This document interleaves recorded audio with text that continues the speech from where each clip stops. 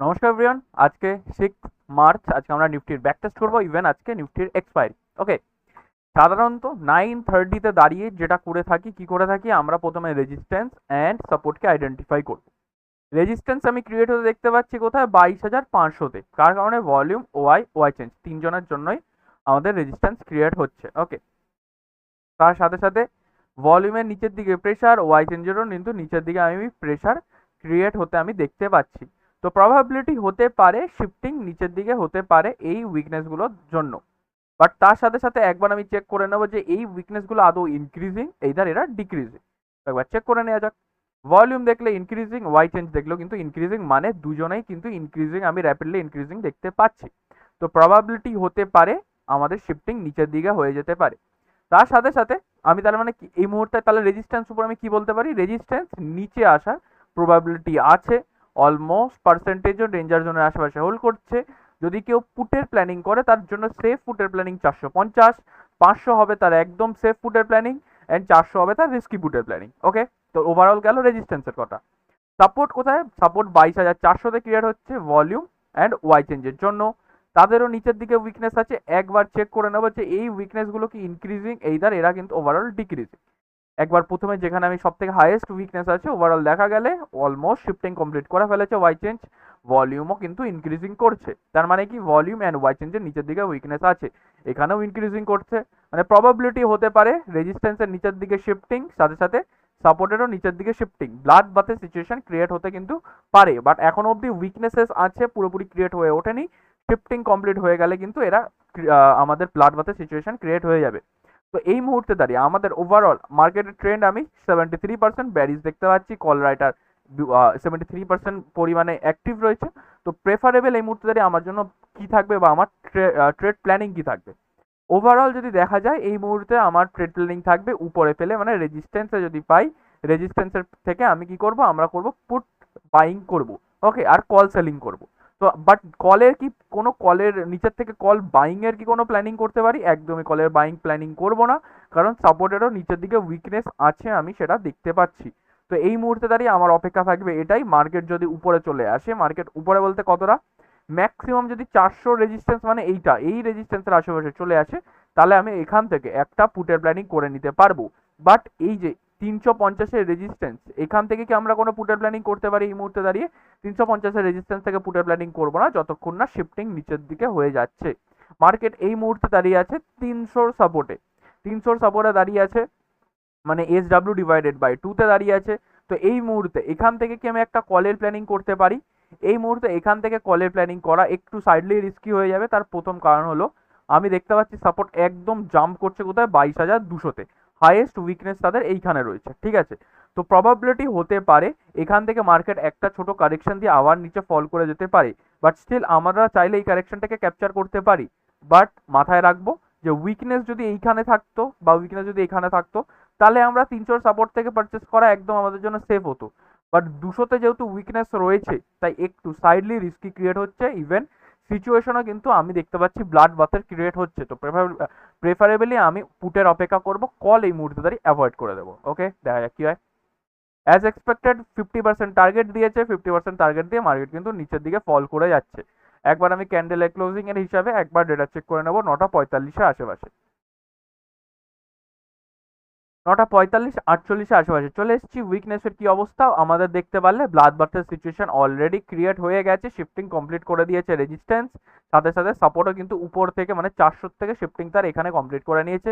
তার উইকনেস কিন্তু এখন অবধি কন্টিনিউয়াসলি 22,200-তে আছে, আমি দেখতে পাচ্ছি।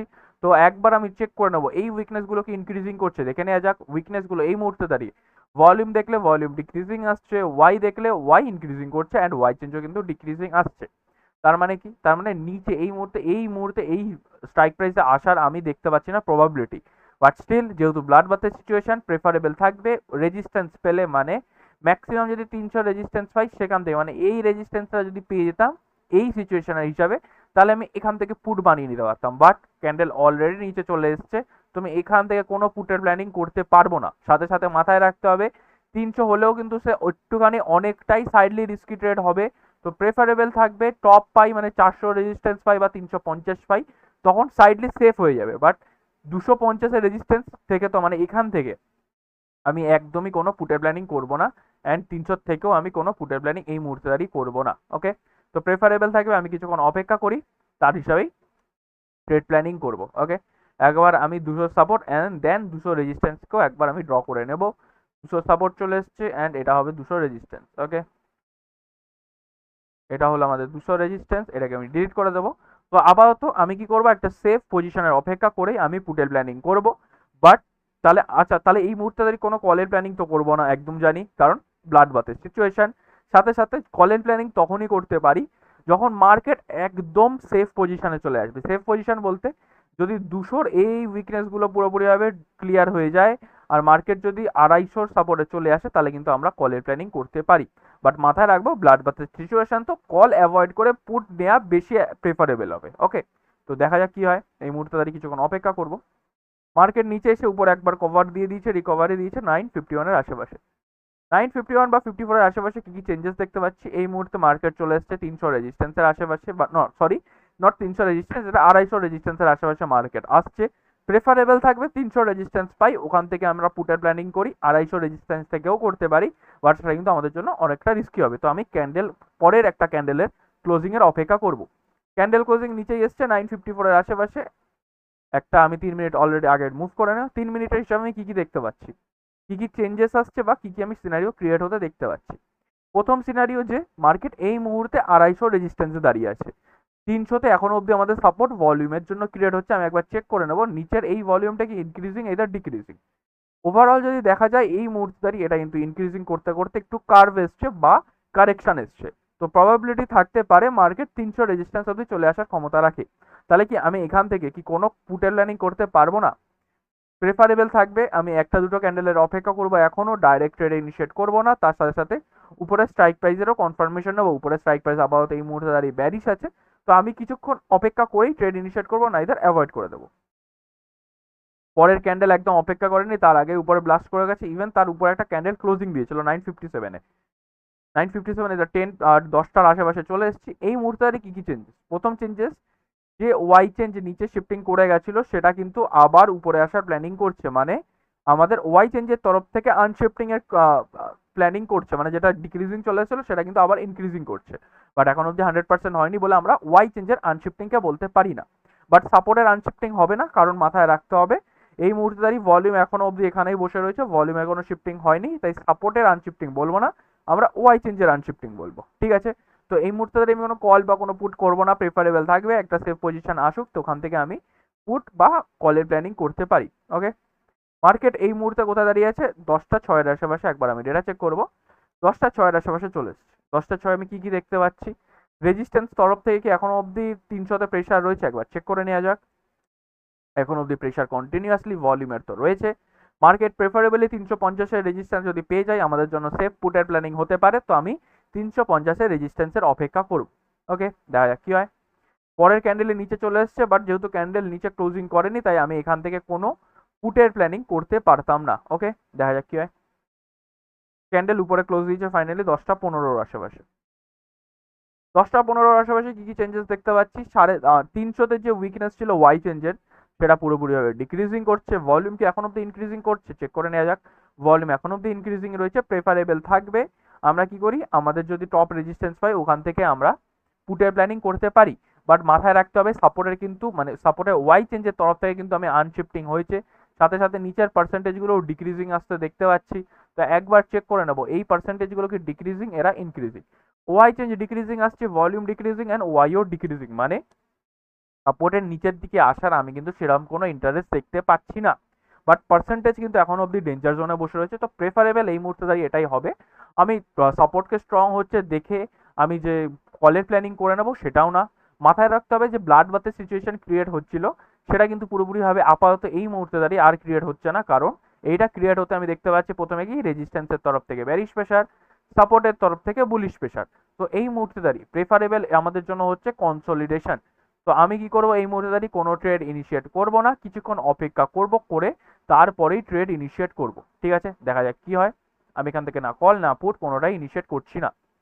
ক্যান্ডেল আবার উপরে ক্লোজিং দিয়েছে কোথায়, 10টা 87-এর আশেপাশে। একবার ডেটা চেক করে নেওয়া যাক। 10টা 87-এর আশেপাশে ক্যান্ডেল উপরে ক্লোজিং দিয়েছে, নিচের পার্সেন্টেজগুলো কি ডিক্রিজিং আমি দেখতে পাচ্ছি, ওয়াই চেঞ্জও কিন্তু ডিক্রিজিং করছে, সাথে সাথে ভলিউম কি করছে, ভলিউমও আমি দেখতে পাচ্ছি ডিক্রিজিং আসছে। তো প্রেফারেবল থাকবে সাপোর্টের আশেপাশে, মানে 300 সাপোর্টের আশেপাশে যদি পাই ওখান থেকে একটা কলের প্ল্যানিং করব। 350-এর সাপোর্ট থেকে আমরা কলের প্ল্যানিং করতে পারি, বাট মাথায় রাখতে হবে এই ভলিউমটা যতক্ষণ ইনক্রিজিং টু ফ্ল্যাট রয়েছে মার্কেট কিন্তু চাইবে 300-র নিচেই থাকুক। ওকে, তার সাথে সাথে 350-এ ভলিউম ইনক্রিজিং করছে, 350-এ আমি ভলিউমকে ইনক্রিজিং করতে এই মুহূর্তে দেখতে পাচ্ছি। তো প্রেফারেবল থাকবে একটা সেফ পজিশন, পুটের জন্য একদম সেফ রেজিস্ট্যান্স, কলের জন্য একদম সেফ সাপোর্ট, তখনই ট্রেড ইনিশিয়েট করবো, নাইদার অ্যাভয়েড করে দেবো। ওকে, এখানে একবার রিট্রেস এসেছিল 10:33-এর আশেপাশে, 10:33-এর আশেপাশে ওয়াই চেঞ্জের পুরোপুরিভাবে ডিসমিস হয়ে গেছে, মানে ওয়াই চেঞ্জ পুরোপুরিভাবে ডিক্রিজিং। সাথে সাথে এই 83% এটা কি ইনক্রিজিং করছে, এটাকে যদি দেখা যায় এটা কিন্তু এবার ডিক্রিজিং আসতে দেখতে পাচ্ছি, বা স্টিল ডিক্রিজিং বলবো না, যতক্ষণ না এই লোটাকে নিচে ব্রেক করে সাস্টেন করছে ততক্ষণ কিন্তু আমরা এটাকে ডিক্রিজিং বলবো না। প্রেফারেবল থাকবে আমি এই মুহূর্তে কোনো কলের বা পুটের কোনো ট্রেড ইনিশিয়েট না করি, অপেক্ষা করি, তারপরেই ট্রেড ইনিশিয়েট করব। ফাইনালি ক্যান্ডেল উপরে দিয়েছে 11:03-এর আশেপাশে, 11:03-এর আশেপাশে আমি কি এখান থেকে কোনো কলের প্ল্যানিং, মানে একটা 400 সাপোর্ট থেকে কি রিস্কি কলের প্ল্যানিং করতে পারি? তার জন্য প্রথম জিনিস লাগবে, আমি তো দেখতে পাচ্ছি 300-র ভলিউম তো ডিক্রিজিং চলে এসছে, তার একটা জিনিস লাগবে যে এই ভলিউমটা যেটা আমাদের জন্য কি রয়েছে, ইনক্রিজিং টু ফ্ল্যাট রয়েছে, এটা কি ডিক্রিজিং আসছে, এটা কি এই মুহূর্তে দাঁড়িয়ে দেখা গেলে এটা কিন্তু ইনক্রিজিং টু ফ্ল্যাট রয়েছে। সাপোর্টের দিকে কি উপরের দিকে কোনো প্রেশার রয়েছে? সাপোর্টের দিকে থেকে কিন্তু আমি উপরের দিকে সেরকম কোনো প্রেশার এই মুহূর্তে দেখতে পাচ্ছি না। নিচে স্ট্রাইক প্রাইসের কনফার্মেশন নেবো, নিচে স্ট্রাইক প্রাইসটা কি বুলিশ? হ্যাঁ, নিচে স্ট্রাইক প্রাইসটা বুলিশ। স্ট্রাইক প্রাইস আছে 71%, ওয়াই চেঞ্জ সেটা কি ইনক্রিজিং করছে? সেটাও ইনক্রিজিং করতে আমি দেখতে পাচ্ছি। তো প্রেফারেবল এই মুহূর্তে দাঁড়িয়ে আমাদের জন্য কি হবে? প্রেফারেবল থাকবে এই যে ভলিউমটা যেটা ফ্ল্যাট হয়ে গেছে এটা কিন্তু ডিক্রিজিং আসতে দিই, সাথে সাথে সাপোর্টকে একটু উপরে প্রেশার করার সময় দিই, তারপরেই আমি কোনো কলের প্ল্যানিং করি। তাছাড়া এখান থেকে যদি কেউ কলের প্ল্যানিং করে তার সে ডেফিনেটলি করতে পারে, বাট রিস্কি হয়ে যাবে কলের প্ল্যানিংটা, কারণ ভলিউম কিন্তু পুরোপুরিভাবে হার মানেনি এখন অবধি, ভলিউম কিন্তু এখন অবধি হোল্ড করছে। তো প্রেফারেবল থাকবে ভলিউমটাকে একটু ডিক্রিজিং আসতে দেবো, আর উপরে যদি একটু সাপোর্ট থেকে প্রেশার করে এইখানে তাহলে আমাদের জন্য আরও প্রেফারেবল হবে। তো আমি চাই উপরে গিয়ে একটা যদি এরকম কোনো রিট্রেস করে বা এখানে যদি মার্কেট কিছুক্ষণ সাইডওয়েজ হয় আর ততক্ষণে এই ভলিউমটা ডিক্রিজিং চলে আসে, নিচের স্ট্রাইক প্রাইসটা তো অলরেডি বুলিশ রয়েছে, অ্যান্ড সাপোর্টের থেকে যদি উপরে একটুখানি প্রেশার আসে তাহলে আমি একদম একটা কলের প্ল্যানিং করতে পারি। ক্যান্ডেল অলরেডি একটা স্পাইক যে উপরে চলে এসেছে, বাট আমরা কোনো রিট্রেস আসেনি, ক্যান্ডেল অলমোস্ট চলে এসছে কোথায়, 400 রেজিস্ট্যান্সের আশেপাশে, মানে 11:12-র আশেপাশে। 11:12-র আশেপাশে কি দেখতে পাচ্ছি, 11:12-র আশেপাশে এবার সিনারিও একটু চেঞ্জ হচ্ছে। প্রথমে যে ব্লাড বাথের সিচুয়েশন সেটা পুরো ডিক্রিজিং বা পুরো ডিসমিস হয়ে এখন সিচুয়েশন বুল রানেও কিন্তু হতে আমি দেখতে পাচ্ছি। মানে কি প্রথমে কি অলরেডি সাপোর্টার আমি দেখেছি শিফটিং হয়েছে বুলিশ, রেজিস্ট্যান্স উপরের দিকে পালাচ্ছে, সাথে সাথে ভলিউমের উপরের দিকে উইকনেস রয়েছে। তো দেখার কথা যে এই উইকনেসটা যদি ইনক্রিজিং করে তাহলে কিন্তু মার্কেট কিন্তু বুল রানের সিচুয়েশন ক্রিয়েট করে দেবে।